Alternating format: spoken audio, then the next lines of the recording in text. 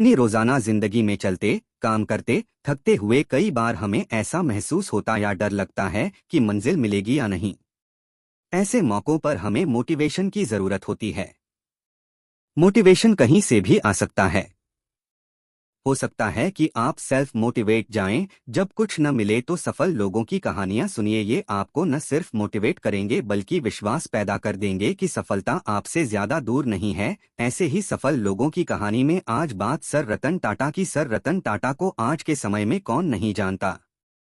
आज हर एक इंसान उन्हें एक प्रेरणास्रोत के रूप में देखते हैं कि कैसे उन्होंने नए स्टार्टअप से कई लोगों की जिंदगी बदल दी और लोगों को रोजगार देकर उन्हें आत्मनिर्भर बनाया। सर रतन टाटा भारत के महान उद्योगपति में गिने जाते हैं। सर रतन टाटा टाटा ग्रुप के पूर्व चेयरमैन और एक दरियादिल इंसान हैं। सर रतन टाटा को 1991 में टाटा ग्रुप का चेयरमैन बनाया गया था और 21 साल इस पद पर काम करने के बाद वे इस पद से रिटायर हो गए। लेकिन sir Ratan Tata Tata group charitable trust पद पर बरकरार हैं। लेकिन मैं आपको बताना चाहूंगा कि सर रतन टाटा बचपन से ही आर्किटेक्ट बनना चाहते थे। रतन टाटा के पिता नवल टाटा चाहते थे कि वो इंजीनियर बने और उन्होंने अपने पिता की इच्छा का मान भी रखा। उन्होंने इस बात का जिक्र करते हुए एक बार कहा था, मैं हमेशा एक आर्किटेक्ट बनना चाहता था क्योंकि यह मानवतावाद की गहरी समझ प्रदान करता है। साथ ही आर्किटेक्ट प्रोफेशन ने मुझे प्रेरित किया है और उस क्षेत्र में मेरी गहरी रुचि थी। लेकिन मेरे पिता चाहते थे कि मैं एक इंजीनियर बनूं और मैंने इंजीनियरिंग में 2 साल बिताए। सर रतन टाटा का जन्म 28 दिसंबर 1937 को गुजरात के सूरत शहर में हुआ। जब यह मात्र 10 साल के थे तब उनके माता पिता नवल टाटा सोनू टाटा ने औपचारिक तौर पर एक दूसरे से तलाक ले लिया था। तब उनके और उनके भाई जिमी की जिम्मेदारी उनकी दादी नवजबाई टाटा ने ले ली और उनका पालन पोषण बहुत अच्छे से किया। रतन टाटा जी की शुरुआती पढ़ाई मुंबई के कैंपियन स्कूल में हुई और माध्यमिक शिक्षा Cathedral and John Connon School से की। इसके बाद वो आगे की पढ़ाई के लिए विदेश चले गए, जहां उन्होंने कॉर्नेल यूनिवर्सिटी से 1962 में बीएस वास्तुकला में स्ट्रक्चरल इंजीनियरिंग की डिग्री हासिल की। उसके बाद उन्होंने हार्वर्ड बिजनेस स्कूल में अपना एडवांस्ड मैनेजमेंट अपनी पढ़ाई खत्म करने के बाद वे भारत लौट आए और टाटा ग्रुप में काम किया। रतन टाटा ने टाटा स्टील के रिटेल स्टोर पर एक दुकानदार की तरह ही शुरुआत की थी। 70 के दशक के दौरान उन्हें नेल्को और एम्प्रेस मिल्स जैसी कंपनियों का प्रभार दिया गया था। तो आप कह सकते हैं कि रतन टाटा की सफलता की कहानी टाटा समूह के किसी अन्य कर्मचारियों की तरह ही शुरू हुई थी। रतन टाटा 1962 में टाटा समूह में शामिल हुए थे। इस दौरान उन्होंने अपने करियर की शुरुआत में टाटा स्टील के शॉप फ्लोर को हटाने और भट्टी को हैंडल करने का काम किया। उसके कुछ सालों बाद उन्हें राष्ट्रीय रेडियो और इलेक्ट्रॉनिक्स कंपनी नाल्को का प्रभारी निदेशक बनाया गया। इसके बाद 3 वर्षों तक कई पोस्ट पर रहे और कंपनी को अपनी सेवाएं दी। उसके बाद उन्हें टाटा इंडस्ट्रीज का चेयरमैन बनाया गया और आखिरी में जेआरडी टाटा के टाटा ग्रुप के चेयरमैन पद को छोड़ने के बाद रतन टाटा को टाटा ग्रुप का चेयरमैन बना दिया गया। उनका अध्यक्ष पद को संभालना भी इतना आसान नहीं था। जब 1991 में जेआरडी टाटा ने रतन टाटा को अपना उत्तराधिकारी घोषित किया तब उन्हें विरोध भी झेलना पड़ा था। उस समय कई कंपनियों के प्रमुखों ने इस निर्णय का विरोध किया। ये वो लोग थे जो कई वर्षों से टाटा से जुड़े थे और वो सब काफी प्रभावी भी थे। इसके बाद रतन टाटा ने सेवानिवृत्ति की आयु निर्धारित की और उन्हें बदलना शुरू कर दिया। उन्होंने अपने सभी कर्मचारियों से कहा कि वे सब टाटा समूह को बनाने और उसे एक अलग स्तर पर ले जाने के लिए कुछ न कुछ योगदान दें। इस दौरान उन्होंने कई नई कंपनियों को टाटा ग्रुप से जोड़ा। ये वो कंपनियां थीं जिन्हें टाटा ग्रुप के ब्रांड का इस्तेमाल कर मिलने वाले लाभ को टाटा ग्रुप के साथ शेयर करना था। सर रतन टाटा की सफलता की कहानी टाटा समूह के अध्यक्ष रहकर 21 वर्षों तक सफलतापूर्वक जारी रही।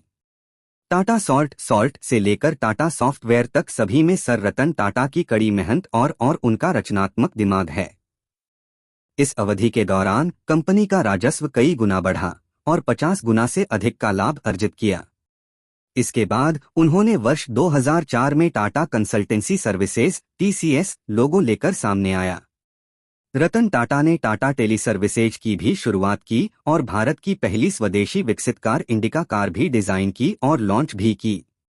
लेकिन 1 साल के अंदर ही ये फ्लॉप हो गई। रत्ना टाटा का सपना उनकी आंखों के सामने बिखर रहा था।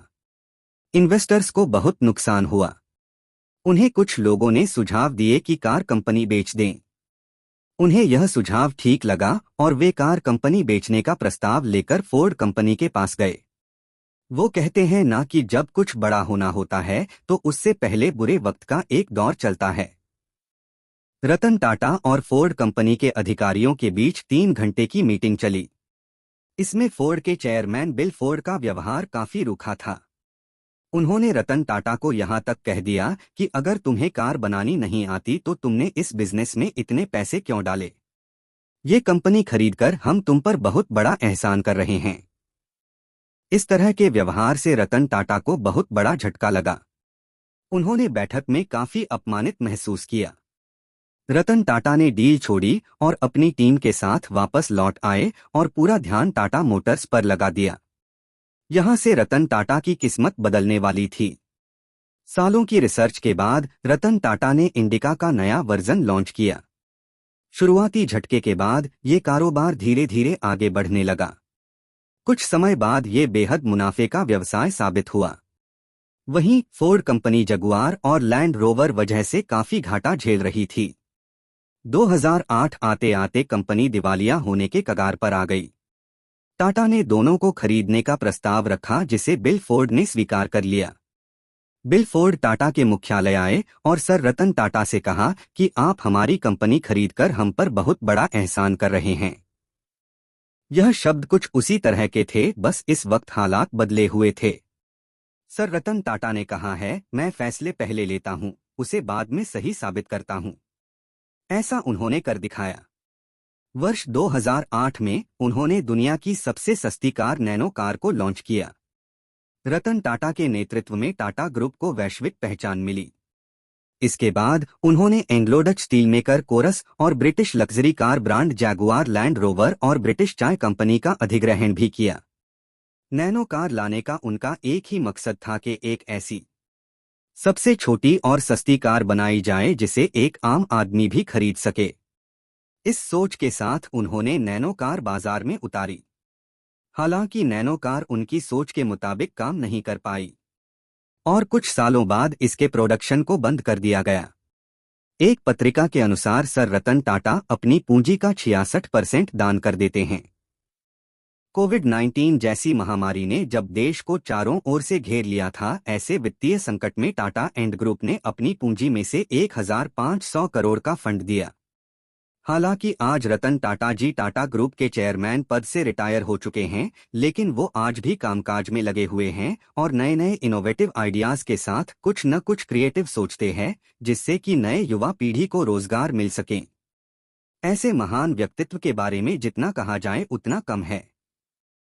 हमें उनसे सीख लेनी चाहिए कि सफलता की सिर्फ एक ही कुंजी है, मेहनत।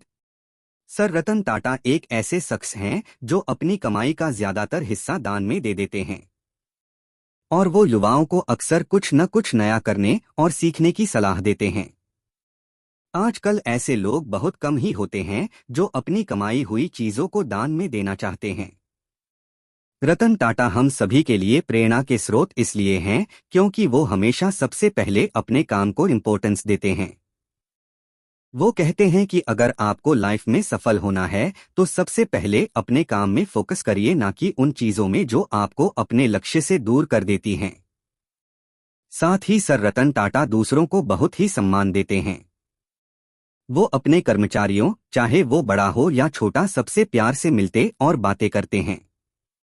सर रतन टाटा का ये भी कहना है, आपको अगर सफल होना है तो हमेशा साथ मिलकर काम करिए, भले किसी काम की शुरुआत आप अकेले ही क्यों ना करें। लेकिन अगर आपको उस काम आगे भी सफलतापूर्वक बढ़ाना है तो लोगों के साथ जुड़े रहें और उनके साथ मिलकर काम को आगे बढ़ाएं। रतन टाटा ने 21 वर्षों में टाटा ग्रुप की आमदनी को 40 गुना बढ़ाया है। सर रतन टाटा को उनकी उपलब्धियों के लिए उन्हें कई बार सम्मानित भी किया गया है। उन्हें भारत के 2 सर्वोच्च नागरिक पुरस्कार पद्म विभूषण और पद्म भूषण से भी सम्मानित किया गया है।